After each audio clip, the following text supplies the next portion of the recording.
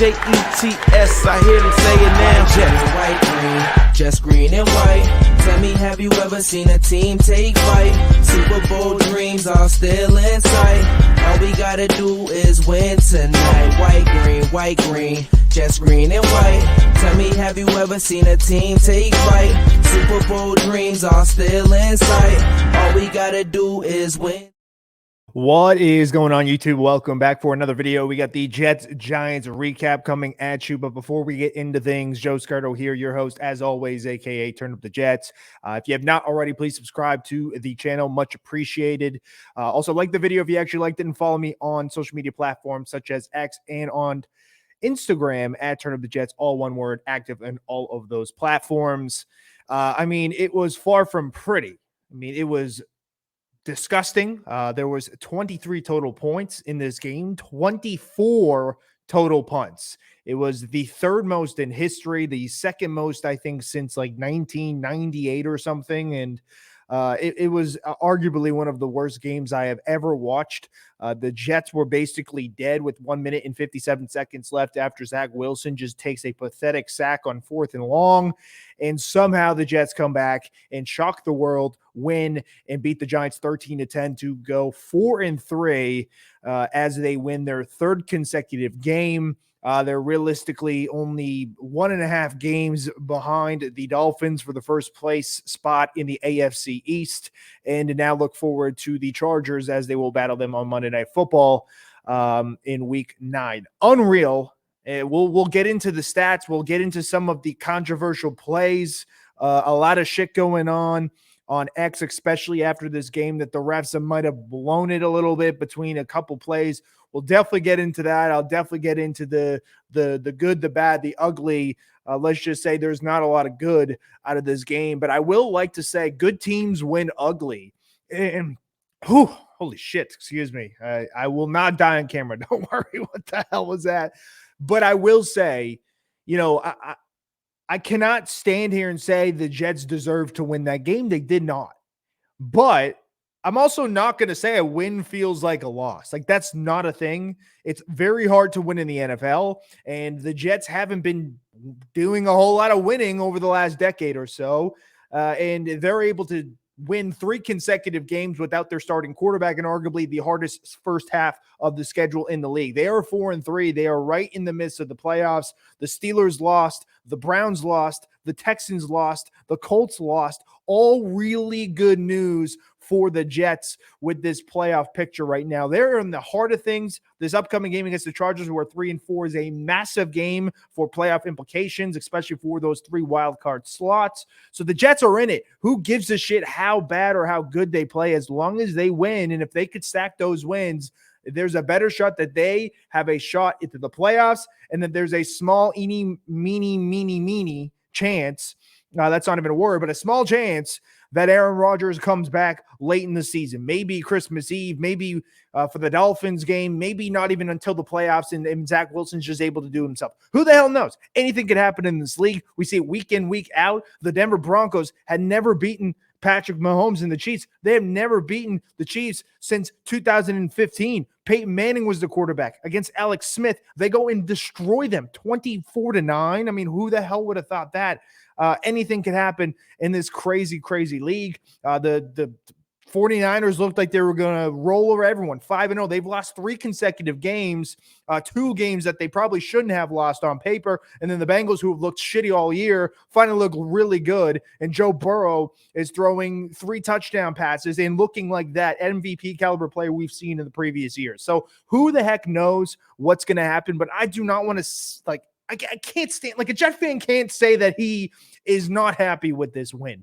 Are you happy the way they play? Hell no, you're not happy the way they played. I mean, the Giants had -9 yards in the air, and they almost lost. A third-string undrafted rookie quarterback from Illinois almost beats you. Bonehead penalties almost destroys it. You basically carried by your defense and your special teams. Your offense comes alive with 24 seconds left in regulation. It was good enough, though, and that's the thing. A win is a win in this league. I don't give a shit. I think there should be Some criticism here for the Jets, of course. Even Robert Saleh says that this is not a sustainable way to win football games. The offense has to be better, and they can't wait till last minute. They are very good closing out games. That's usually not a Jet thing. I think it has a lot to do with playing hard and good coaching, and these players really admiring their coaching staff, and they show it all the way till triple zeros. And what they were able to do was unbelievable. I mean, the Giants had a 96% chance right when Zach Wilson took that sack. Graham Gano misses a bunny hop 37-yard field goal on 4th and 1. Dable arguably could have went for it. I'm not going to blame Dable. I mean, if Dable goes for it and they get stuffed, ultimately they'll do the same thing, and then we're bitching why he didn't just take the points, right? If he gets stuffed, the Jets go down, it's the same thing. And then you think, oh, what if he kicked the field goal, blah, blah, blah. Yeah, it makes sense. If they made the field goal, they're up 6 points. It's simple. Like, then they have to score a touchdown with 24 seconds left. And that wouldn't have happened. The Jets had no timeouts. They barely got the ball up to kick the field goal. But I'm ranting here. Let's kind of do this a little more organized. I will go into my usual stats. There's not a whole lot of stats. I mean, this is pathetic going through these stats, but both of these teams were absolutely awful on third downs. The Jets continue to be the worst on third downs and the worst in the red zone. There's not a whole lot of red zone included in this game, but it's absolutely pathetic that these teams combined for 4 for 39 on third downs. I mean, the Jets were 0 for, I think it was like 0 for their first 14, I think, or something like that. Something terribly. And they finally end up getting 2 third down conversions. Yay. 12 first downs for each team in the entire game. There was 24 punts. So do the math. There's the same amount of punts that there were in first downs, and there's also more punts than there were points scored. 62 plays for the Jets compared to 70 for the Giants. 251 total yards for the Jets, 194 for the Giants. 17 total drives, both teams. 4 yards of play for the Jets, 2.8 for the Giants, 193 for the Jets, and -9 for the Giants. That is the worst of all time in the history of football. -9 yards. Of course, the big storyline here, Tyrod Taylor goes down late in the second quarter with the ribs injury, had to be rushed to the hospital, stayed overnight. Thankfully, I think he's okay. Did get a rib injury. I don't know the exact injury, so I'm not going to specify, but he went 4 for 7 still for 8 yards. And then here comes their undrafted quarterback, from Illinois, in DeVito. So DeVito obviously was no good either. Tommy DeVito was 2 for 7 with -1 yard. 2 for 7. I mean, ultimately both passes were behind the line of scrimmage that he completed, of course, because he had -1 yard. That is absolutely pathetic, and it's even more pathetic that the Jets should have lost this game in a game that they had -9 yards. Wilson was 17 of 36, 240 yards, a touchdown. He had 2 fumbles. We'll definitely get into that. And yeah, big storyline here too is the Jets went through 3 centers. McGovern goes down, a guy who's really been invincible, never really injured. Schweitzer, who's in place from Tittman, has to go to right guard to center. He gets hurt. And then Xavier Newman, a guard who had to come in for Schweitzer, has to move to center. By the way, this dude was called up in the practice squad late this week. I bet you 99% Jets fans have never heard of him. He was a practice squad guard, and then he had to go to center. And then Billy Turner, who's usually a tackle, had to go to right guard.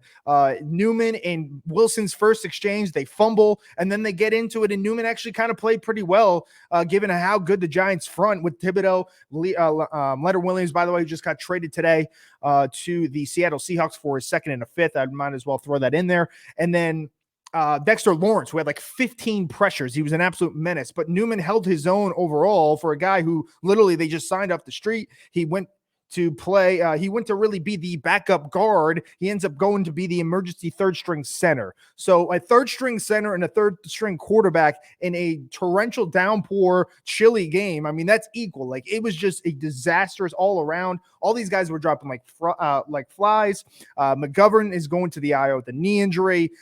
Schweitzer also going to the IR. And then they'll both be out at least for 4 weeks. Al Woods out for the year. Another ruptured Achilles, by the way. Yeah, the Jets have have 4 wins. 3 of them, they've had ruptured Achilles. Now, you can't really make this shit up. It's absolutely awful. They got to get rid of this turf. I know a lot of people are going nuts between the fans and the players. It's time to wake the hell up. This field is absolutely disgraceful. People are just blowing their legs out left and right. I mean, yeah, it was rainy, but there was so many injuries. I mean, that second quarter, it almost seemed like a joke. Every other snap, somebody's hurt. Either a guy in blue or a guy in a green jersey are injured. So it's absolutely pathetic. Figure it out. You are billionaire owners. It's time to freaking wake up and help these guys that you invested so much money in. By the way, you might as well keep them healthy. Like, these guys are really getting screwed. And a guy could actually get his career ruined. Let's say he's in a career, a contract year. He blows his leg out of MetLife Stadium. Heck, now he's making way less money. I don't care. I mean, don't say, oh, they're millionaires. That's not the point here. These guys are putting their lives in the line. Heck, just put the grass on the damn field and wake up, spend the money for the maintenance. You have all these money. You shit out money, literally. Me coughing up 100 is you coughing up a penny. I mean, it's ridiculous. You're shitting out $100 bills, and yet you can't protect your players. It's bullshit. Sorry, I had to rant about the turf. It's unbelievable. It's disgraceful. Start with Aaron Rodgers, and all these other guys are going down. I mean, they were dropping like flies on both teams. It's just crazy. We'll continue here. Zach Wilson, I mentioned him. The 2 lost fumbles. Very tough. Again, tough conditions in terms of the rain. The rushing yards, I mean, the Giants dominated 203 to 58. Breece Hall was not good. 12 receptions. 12 carries for 17 yards. He did have a long 51-yard reception for a touchdown, which it didn't look like he tried, but he was just a non-factor on the ground. Barkley had 36 carries for 128 yards. You can't blame the Jets defense. I heard Bart Scott saying, oh, the Jets are supposed to be this great defense. I mean, dude, like, he ran the ball 36 times. I hope he had 100 yards. They couldn't do anything else. Yes, you expect the run, but when you do it 36 times, heck, you should have at least 100 yards. I mean, clearly. So I'm not really losing sleep over that. The Jets gave up 10 points, and they only gave up, what was it? Barely any.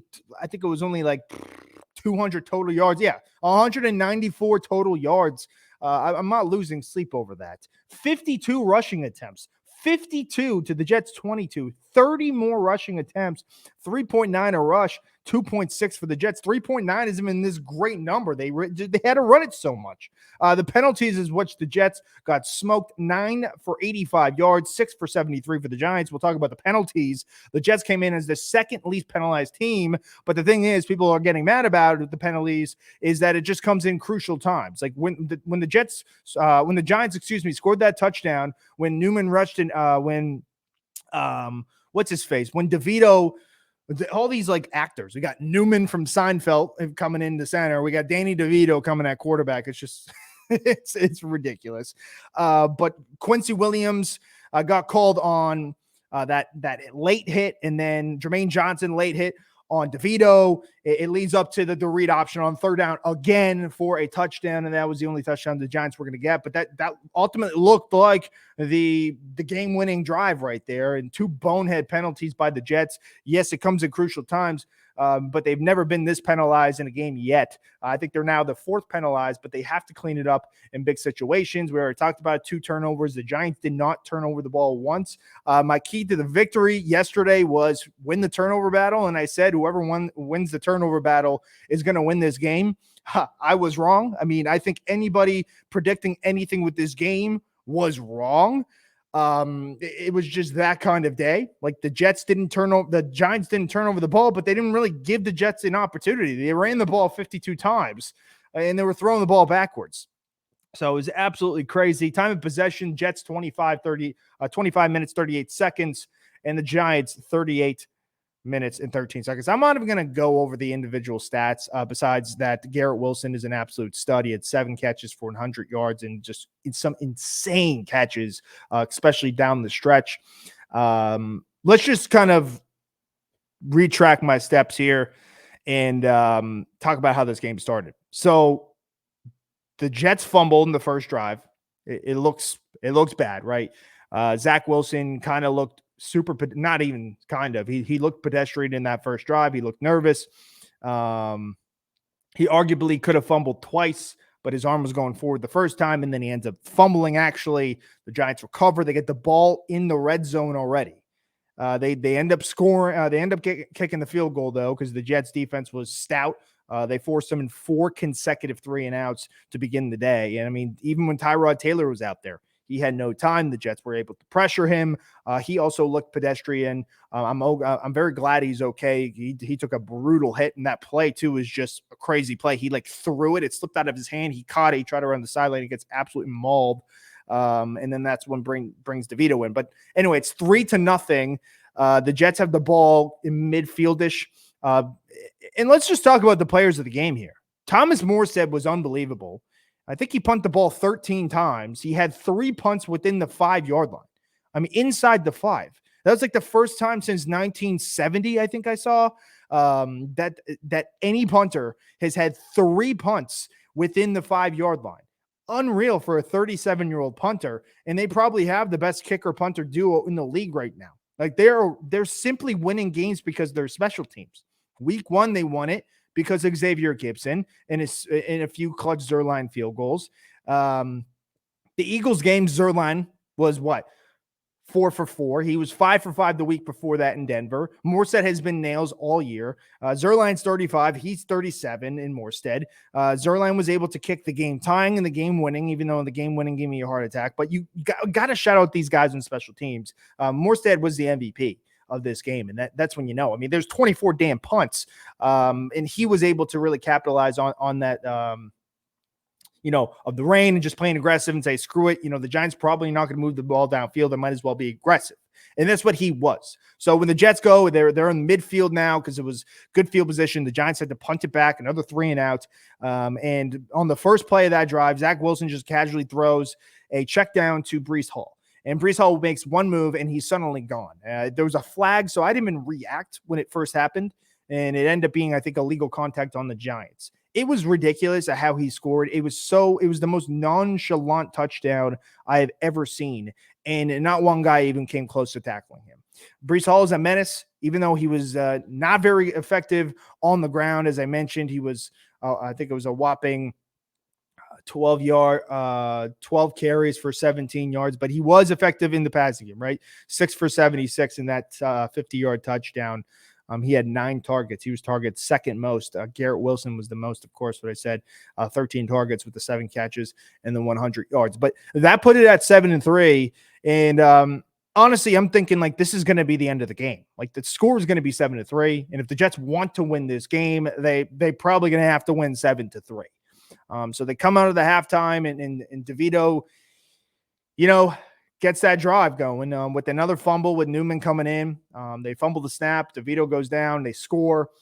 He did not complete a pass until the overtime. Like the Giants didn't complete a pass the entire second half, third and fourth quarter, and the Giants were about to win. They score that touchdown 10-7, and then after that, just multiple drives of mediocrity for the Jets. Wilson taking pathetic sacks. The Jets running these 3rd down and 1 shotguns multiple times, like shotguns with no running backs. Like, why? Why?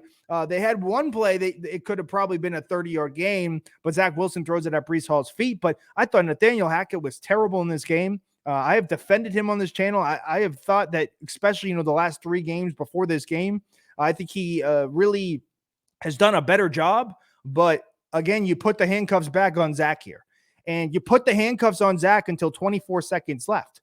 So I don't really get it. I get it's raining, but you're playing a 3rd-string quarterback and you're losing, and they were still playing conservative. But the 3rd downs, I don't care how bad Breece Hall has been. He's the best, probably the best offensive player, him or Garrett Wilson, pick your poison, on that team. Give him the ball. Like, at least try to at least go under center. Like, at least pretend that you might run. I mean, everybody knows you're throwing the ball when Zach Wilson is alone in the shotgun on 3rd and short. It happened multiple times. It was a frustrating, disgusting game. I bet you, if I was at that game when Zach Wilson takes that last sack on 4th and 10, I'm probably leaving too. And I know a lot of Jets fans did. And I don't blame them. I left the game on. I certainly did. I didn't send out any tweets, so good thing about that. But I texted many friends saying this is pathetic and I have to stop having false hope here because this is a classic Jets loss.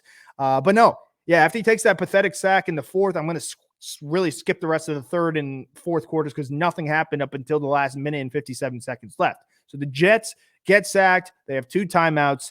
The Jets are able to stop them. So it's 4th and 1. And they elect to kick a field goal here. Graham Gano already missed a field goal earlier, and he shanks a 37-yarder. Graham Gano was a really good kicker. I think he missed a field goal last week too, but he's been one of the more consistent field goal kickers between his years with the Giants and the Panthers, and it was a shock that he missed it. Like, you're thinking, okay, he hits this field goal. The Jets have 24 seconds. It's 13-7. They got to go down and score. He misses the field goal, and it's probably the most underrated play in the entire game. We all talked about when Will McDonald got drafted out of Iowa State that his freak athletic ability is why the Jets fell in love with him. He's barely really played on the defensive line. I mean, deservingly so, though. This Jets defense is just stout, and there's not a whole lot of room right now. There's just too many mouths to feed. But on the third field goal, they decide to put him out there, and he jumps over the lineman. And this was, I think, a call that, Brant Boyer and Saleh just say, screw it. Try to jump over him. If you hit him, whatever. It's a first down. We get it. Game over. But at least try it. I mean, it's worth screwing up on. And I think you had to throw all your eggs in one basket because what he did, he caused disruption. I mean, he couldn't see over him. This dude's also 6'5", by the way. He clearly jumps over the center. He's in his face. He nearly blocks it. And right where he was covering his face, that's where Gano shanked the kick. So I really do think that was 100% why he missed it, was because McDonald is an athletic freak. They put the game on the line there because if he even touches the center, boom, flag, unnecessary roughness, game over. But now you get the ball with 24 seconds on the 20-yard line, and Zach Wilson throws probably the best pass I've seen, the best 2 throws I think I've seen from Zach Wilson in a long time. They get this penalty that Kayvon Thibodeaux goes offsides. He takes it to Twitter, of course. What player doesn't nowadays after the game, saying he wasn't offsides. I wish I had a picture. I would have pulled it up. He was offsides. His hand was offsides. His was offsides. He was offsides. Like, sorry. I mean, tough shit. You were offsides. It was huge, though, because they get the ball almost to like the 40-ish yard line to Garrett Wilson. It was a great strike, but it stops the clock. So ultimately, that would have wasted a ton of clock. And that call was a savior because the Jets barely got the spike here after, again, Wilson's second pass, off scripted. He's going. He has to escape the pocket, throws across his body, perfect pass to Allen Lazard, who had a miserable day despite the 3 catches for 43 yards. He had multiple drops. I know it was tough conditions. No one really played well besides Garrett Wilson and Breece Hall for that 50-yard catch. I mean, nobody on the offensive side really played well, but Wilson just threw an unbelievable throw, runs down with a third-string practice squad guard who is your center. They get the spike with 1 second left. This was another controversial play. So it went from Thibodeaux not being offsides. That should have been offsides. The clock should have been at like 6 seconds maybe instead of 17, maybe even less, with the Jets barely even past the 50-yard line, to they didn't get the snap off because Newman snapped the ball without the ref touching it. And that's Boomer Esiason, a former Jet, a guy who's on New York radio, saying the Jets didn't deserve to win that game because the ref didn't touch it. Again, there's video evidence. Like if you look at a picture, and if you can see clearly, the ref touches the ball. He goes in, touches it, runs out.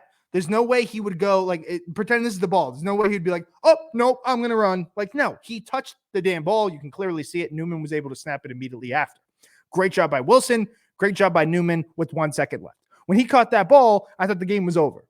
I really didn't think he was going to be able to spike it. It was just, there was so much going on at once. I was a wreck. I mean, I feel like I aged 30 years watching that game. I mean, it was the worst game. I kept saying, I can't believe they're going to lose this game. I'm getting excited for a Monday night game. The Jets really never play on Monday night.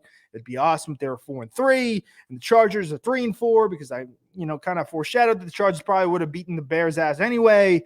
and just saying, I cannot believe this is happening. Like, of course this is happening, right? And then you got to listen to the Giants and that Marash douche who's on WFAN talk about the Jets are frauds or whatnot.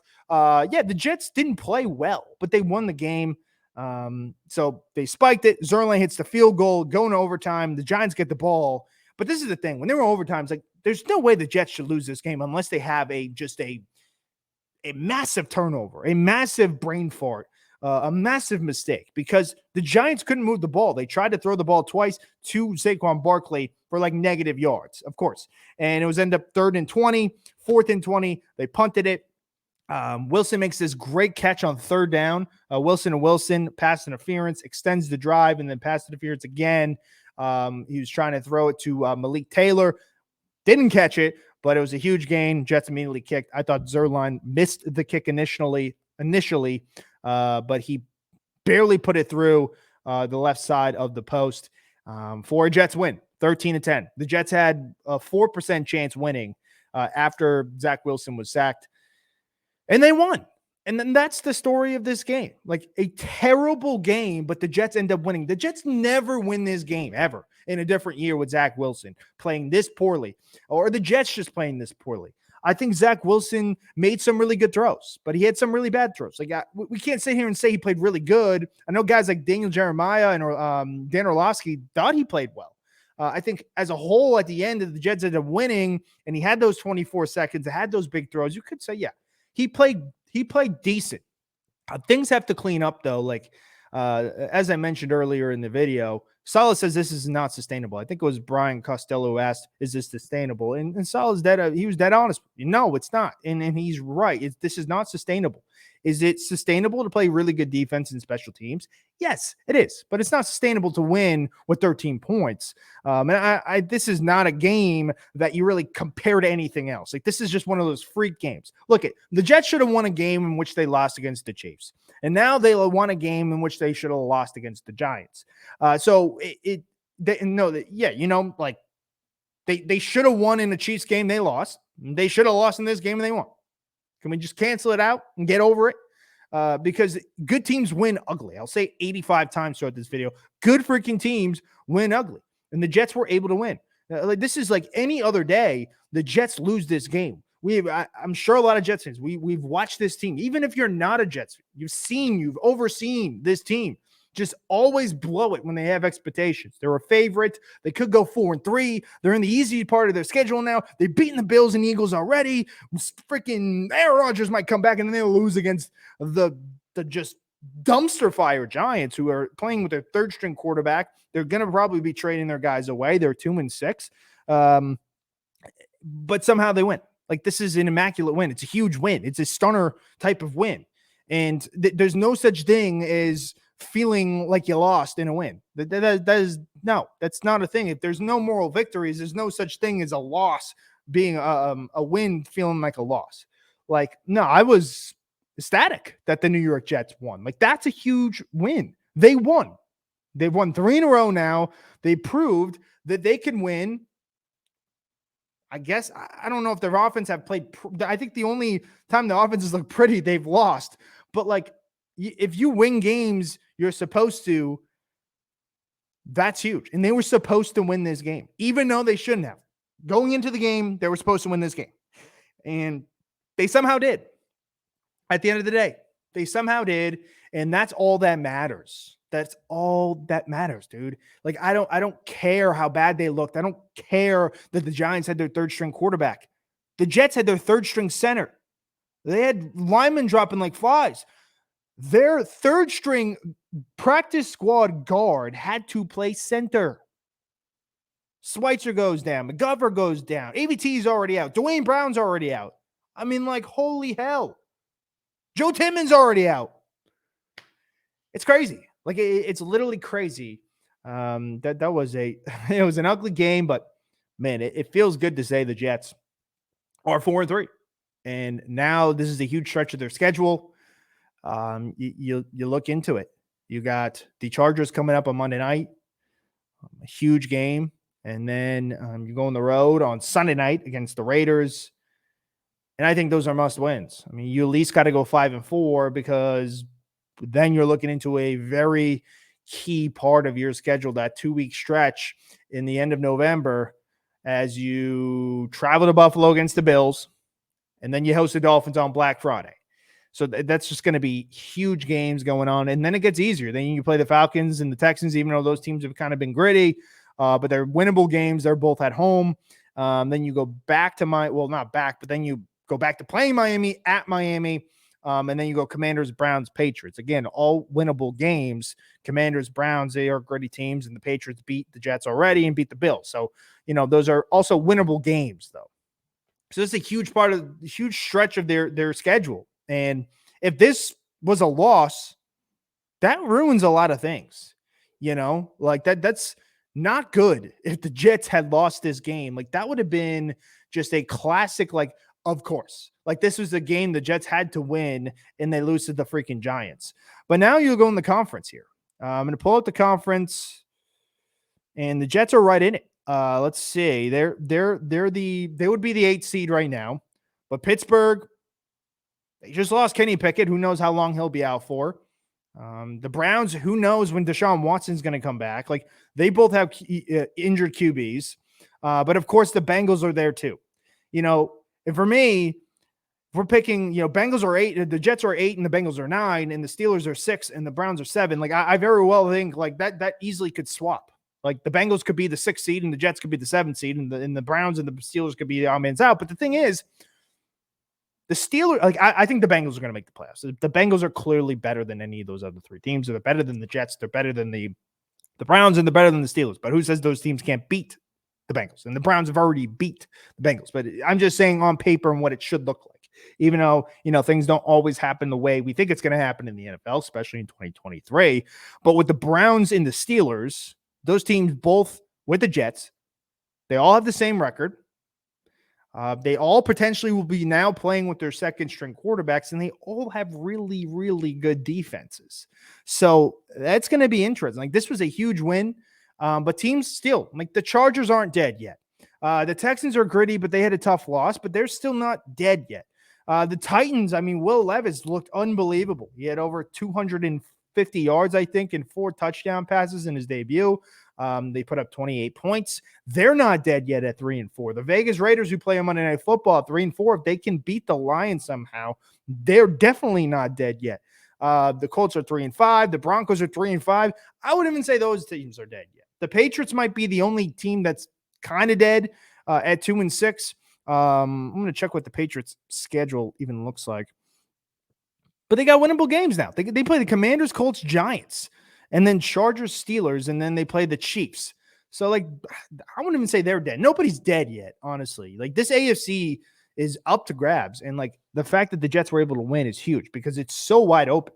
But it just means that every week is huge. Like, the Jets have to keep piling up these wins, especially these next 2 games, because you don't want to – yes, they're must win when you play the Miami Dolphins and the Bills, but, like, it's a tough ask to beat both of those teams back to back. Could the Jets do it?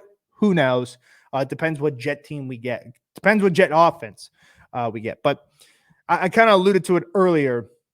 Nathaniel Hackett has to be better. I've really stuck up for him for the last couple of weeks, but he was terrible. What happened to being aggressive? Like when Zach Wilson was in the most pressured, of the whole game, he looked unbelievable. Because they took the training wheels off. He threw the ball downfield. The kid obviously has a very talented arm. Clearly, like even though sometimes he can't miss and make a 2-yard pass, but I think it's just sometimes he's a scatterbrain. Sometimes they're almost being too conservative that it's screwing the dude up.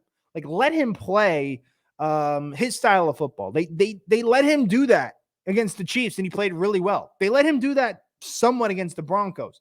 They started going away from that a little bit in the Eagles, and they completely went away from it in the Giants. Like it like scaled down each week. It needs to go back up, especially against the Chiefs team, as I'm spitting everywhere. A Chargers team who could score a lot of points, even though they haven't been all that great this year. But they don't have the greatest defense, at least statistically, and their offense hasn't been super consistent. Like the Chargers are a beatable team, but I also think the Chargers are better than their record says. But We'll see. I haven't really raved too much into the AFC, but like that win has to make you look at the standings and say, "Dang, the Jets do have a shot, but they have to be better." Like this win wasn't sustainable. I'm not going to act like it was. I wasn't going to act like this is a heroic, awesome win. No, it's a win. It's a gritty win. It's a huge win because they were able to pull it off in a game that they played like absolute shit for 59 minutes and 40 seconds. Literally, they played like shit all the way up until 24 seconds. They kicked the field goal, and then they kicked the field goal again. Back-to-back drives, they were able to win it. That's it. Their offense was terrible all game. Maybe Wilson would have been a little better. The conditions were terrible. The injuries were terrible. Everything about that game was absolutely terrible. But the fact that they were able to win in a game that they literally had a 4%, probably less than 4% chance to win is massive. Because usually the New York Jets do not win games like that and do not get nice things normally. So hats off to the Jets. And yeah, we'll focus now to the Chargers game on Monday night. As I mentioned, I'm going to have some guests on to preview that game. I'm excited. I've not brought on a guest yet. I believe, let's see. Trying to see, what number video this would be. This would be video number 52. So all 52 videos have just been my ugly mug. I'm excited to kind of get other people's perspectives. There are Chargers fans. I will like to, get some Jets fans' perspective down the road here, but got a couple games going on that I know fans of those teams. So I will like to, get them on. Definitely will have them on. At least one on, maybe hopefully two for the Chargers game. That's a huge game for both teams. Playoff implications on the line at MetLife Stadium. I think it's huge that the Jets are home, but it's going to be a tough game. The Jets certainly got to clean things up offensively. They have to score more than 13 points because it's not sustainable, but a win is a win. Good teams win ugly for the 80th time, but that's going to wrap up the recap of the Jets 13-10 victory over the Giants. As always, appreciate everyone for subscribing. If you have not already, please hit that button. Much appreciate with all the support. Also, like the video if you actually liked it. Follow me on Instagram and on X at TurnUpTheJets, all one word. Until next time, by the way, not even that. The Jets, the NFL trade deadline, but the trade deadline is tomorrow, Tuesday, 4 Eastern, 3 Central. If something cool happens, I will definitely jump on, make a video. I really hope the Jets are able to get somebody. Saleh in his press conference says, nobody's going to trade offensive linemen. Probably true. Your best bet is probably in the waiver wire. Not sure what route they're going to go. They have to add at least depth. I mean, you can't be oblivious to the fact that, you're not going to get a starting tackle or, a starting guard. You're not going to get a starting caliber offensive lineman. You might have to hit somebody on the waivers that potentially could fill in if more things go to shit on that unit in terms of injuries. But the Jets will have to at least look into that. I think they have to trade for a wide receiver, though. I mean, why can't the Jets trade Carl Lawson, who has been rumored to be traded, I think, since the offseason? Why can't they send him to the Raiders in exchange for Hunter Renfrow and pick swaps? Why can't that happen, right? Lawson barely plays for the Jets, and Renfrow barely gets targeted for the Raiders. The Raiders have made it known that they want to add another edge rusher. Edge rushers are hard to get.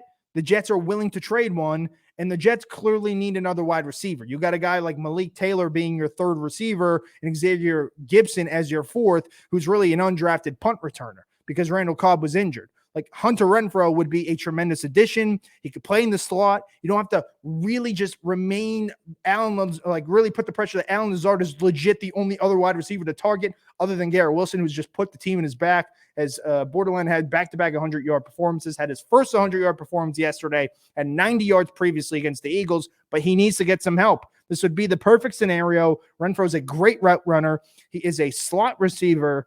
He is a very good receiver with very good hands. I don't know why he's not getting the ball, and Raiders fans probably don't get why Lawson is not playing. The thing is, the Raiders have two really good receivers in Jacoby Myers and, of course, Devontae Adams, and the Jets have about 7 really good defensive linemen, and we know the list. So I think this would be a great trade. a great opportunity for the Jets. I hope they trade for someone like that. I saw Richie James, his name out there as well from the Chiefs. He had a pretty good coming out party last year with the Giants, about almost 600 yards. He was really good down the stretch when the Giants made that playoff run.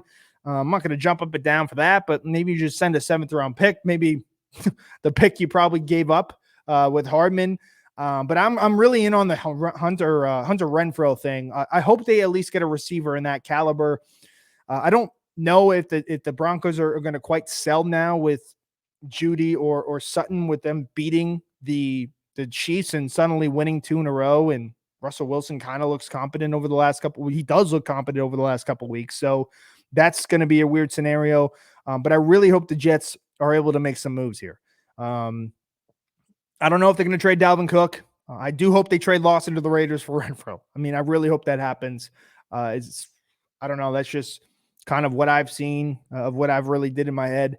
But yeah, I will definitely make a video if something cool happens in the deadline. I really hope so. Hopefully the Jets do something, any really move, even if it's lame. I will jump on here. I'm definitely going to wait throughout the day until the deadline is officially over, just in case I make a video and then something way cooler happens. That would suck. But yep, we'll have that. We'll have a trade deadline recap, definitely. And then the Chargers-Jets preview will be coming out possibly Thursday or Friday. I have to figure out what day we're going to record. But until next time, appreciate you watching. See ya. Jets, I hear them saying now. Jets, white, green, just green and